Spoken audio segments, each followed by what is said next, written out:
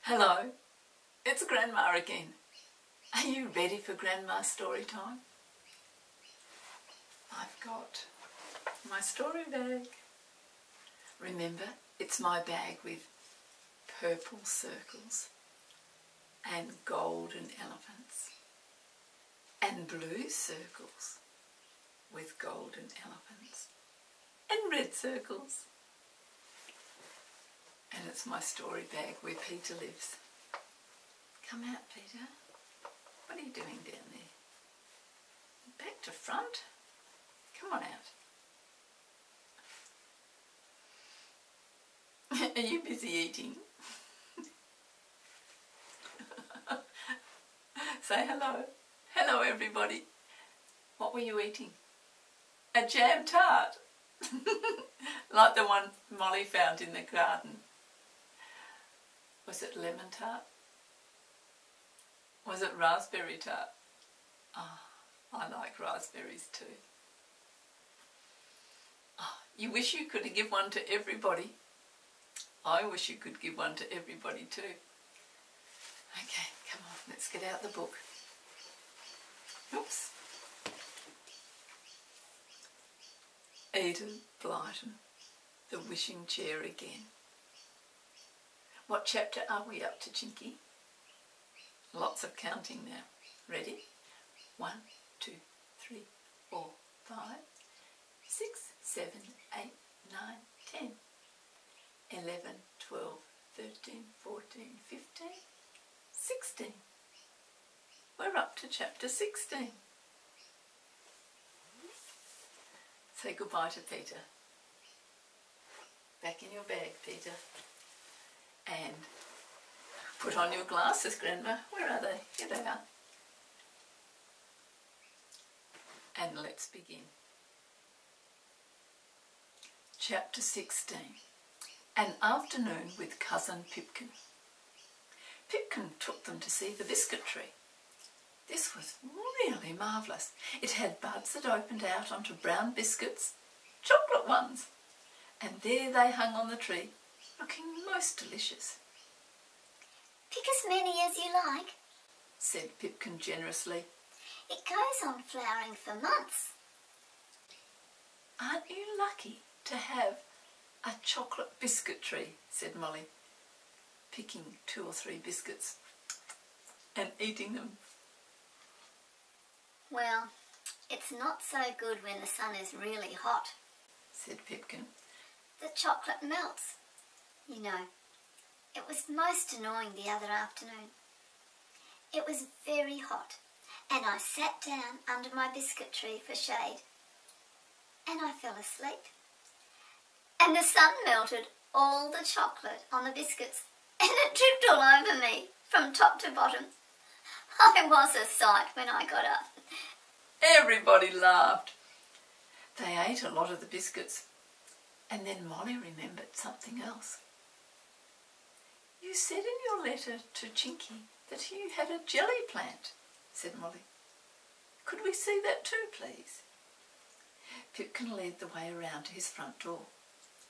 Then the children saw something they had not noticed when they first arrived. A climbing plant trailed over the front door. It had curious flat flowers shaped like white plates. The middle of the white flowers is full of coloured jelly, cried Mollie. Gracious! You want to walk about with spoons and forks hanging at your belt in this land? Well, we do usually, said Pipkin. I'll get you a spoon each. You can taste the jelly in my jelly plant. It was really lovely jelly. I should like to eat 2 or 3, said Mollie, but I do so want to leave room for something else. Can we go for a walk now, Pipkin? Certainly, said Pipkin. So off they went, each carrying a spoon. It was a most exciting walk. They picked bunches of boiled sweets growing on a hedge. They came to a stream. that ran ginger beer instead of water. And they actually found meat pies growing on a bush. The ginger beer was lovely, but because they didn't have glasses, they had to lie down and lap it up like dogs. I should have remembered to bring 1 or 2 enamel mugs. We shall pass a lemonade stream soon. Is there any ice cream growing anywhere? Said Mollie longingly. Oh yes, said Pipkin. But you'll have to go down into the cool valley for that. It's too hot here in the sun.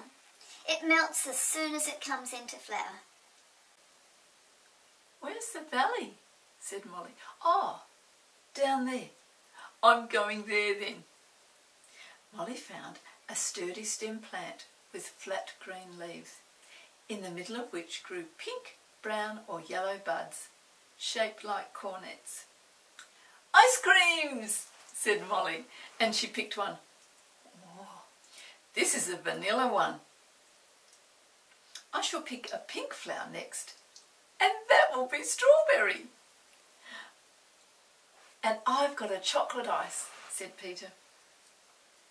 Pipkin and Chinky ate as many as the others. Chinky could quite well see why his cousin had grown so fat. Anyone would in the land of goodies. He felt quite fat himself after eating. Now let's go to the village, said Pipkin. I'm sure you'd like to see all the food in the shops there. Really delicious. Is there tomato soup? Said Peter. It was his favourite soup. I'll take you to the soup shop, said Pipkin, and so he did. It was a most exciting shop. It had a row of taps in it, all marked with names, such as tomato, potato, chicken, onion, pea, and you chose which you wanted to, and out came the soup, tomato, chicken, or whatever you wanted. There isn't the soup that I like best, said Winks. I like pepper soup. You don't, said Chinky. It would be terribly, terribly hot. Well, I like it, and there isn't any, said Winks. There's a tap over there, without any name, said Pipkin. It will produce whatever soup you want that isn't there. He took a soup plate and went to the tap without a name. Pepper soup, he said, and a stream of hot soup came out, red in colour. There you are, red pepper soup, he said, and handed it to Winks. Now we'll see if it's really your favourite or not. Course it is, said Winks, and he took a large spoonful. But, oh dear, he choked and how he spluttered. He had to be banged on the back, and he had to be given a drink of cold water. It serves you right for saying what isn't true, Mollie said to Winks. You didn't like pepper soup, so you shouldn't have asked for any. I was just being funny, said poor Winks. Well, we thought it was all funny, especially when you took that spoonful, said Peter. Now, can I get you a little bit of mustard soup, Winks?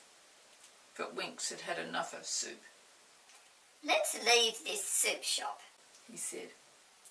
What's in the next one? The next one was the baker's shop. There were iced cakes of all shapes and colours set in rows upon rows. How delicious they all looked. Wouldn't you like to take one home with you? Said Pipkin. You don't have to pay for them, you know. That was one of the nice things about the land of goodies. Nobody paid anyone anything. Mollie looked at the cakes. There was a blue one there, with yellow trimmings of icing sugar. Mollie had never seen a blue cake before. Can I have this one, do you think? She asked. The baker looked at her. He was as plump as Pipkin, and he had a little wife as plump as himself. Their dark eyes looked like currants in their little round faces. Yes, you can have that, said the baker. What is your name, please? Mollie, said Mollie. Why do you want to know? Well, it's to be your cake, isn't it? Said the baker. He dabbed the cake, and suddenly, in the very middle of the icing came the letters M-O-L-L-I-E, Mollie. Now it really was Mollie's cake. Peter had one in his name, and Pipkin had another. Chinky chose a pretty pink cake, and his name came up in white icing sugar. Wink's name came up spelt all wrongly. The letters were W-I-N-X-S,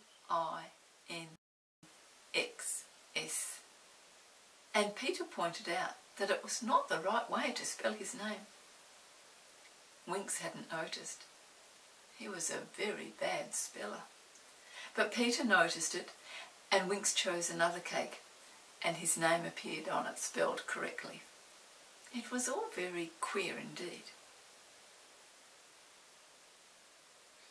Winks can't have been very good in school if he doesn't even know how to read his own name. I wonder what he learned at Mr. Grimm's school for bad brownies. Well, Pipkin, thank you very much for a most interesting and delicious afternoon, said Chinky, when they each had a cake to take home. How I'm going to eat this cake, I really don't know how. Actually, I'm so full, I don't think I could eat anything again. They came back to Pipkin's house and said goodbye to him, and they went off to find their wishing chair. Winks lagged behind, nibbling his cake. The others hurried on. They knew exactly where they had left the chair. Suddenly, they heard Chinky give a cry of anger. Look! Winks is doing just what I said nobody to do. He's breaking bits off the gatepost to chew. And look, he's taken a bit of the windowsill. It's made of gingerbread. And now he's throwing currant buns at that marzipan chimney to try to break it off. So he was. Poor Winks. He simply couldn't change from being a bad brownie to a good one all at once. He was tired of being good, and now he was being thoroughly naughty. Crash! Down came the chimney, and Winks ran to break off bits of marzipan. And round the corner came two policemen. They had heard the crash and came to see what it was. When they saw Winks, they blew their whistles loudly and ran up to them. Well, he's really got himself into trouble now, said Chinky. Isn't he silly? Winks was struggling hard with the two policemen. He called out to Chinky, Save me, Chinky, save me! Peter and Mollie, come and help! Oh, said the bigger policeman of the two. are they your friends? We'll catch them too. No doubt they're as bad as you. Quick, we must get to the wishing chair and go, said Chinky. Winks will always get into trouble wherever he goes. But there's no need for us to as well. Where's the wishing chair? They found it where they had left it, hidden away under a bush. They climbed in, with Chinky at the back, just as the policeman came pounding up. Hey, what's all this? He said. Is that chair yours? Yes, shouted Chinky. it is. Home chair, home. Goodbye, Winks. Say you're sorry for what you've done, and maybe they'll set you free. Off went the chair, high into the air, leaving the big policeman gaping in surprise. He had never seen a wishing chair before. Soon they were out of sight. That night, when the three of them were playing snap in the playroom, the door opened cautiously, and who should come in but Winks. The others exclaimed in surprise. "Winks! You didn't get put into prison then?" "Yes," said Winks. "but the walls were made of chocolate cake, so I just ate my way through and got out easily. But oh dear, I feel like I don't want to taste chocolate cake again. What's for supper?" "Chocolate cake!" roared everyone in delight, and Winks fled out into the night. No, he simply could not face chocolate cake again. And that's the end. Winks isn't very good at self-control, is he? They were told, don't eat the houses. But he just saw it and wanted to. He's going to have to learn. You can't do everything you want. I'm glad your house isn't made of cake. I think it could get sticky, especially where you live where it's so hot. Okay, come back tomorrow. Bye-bye.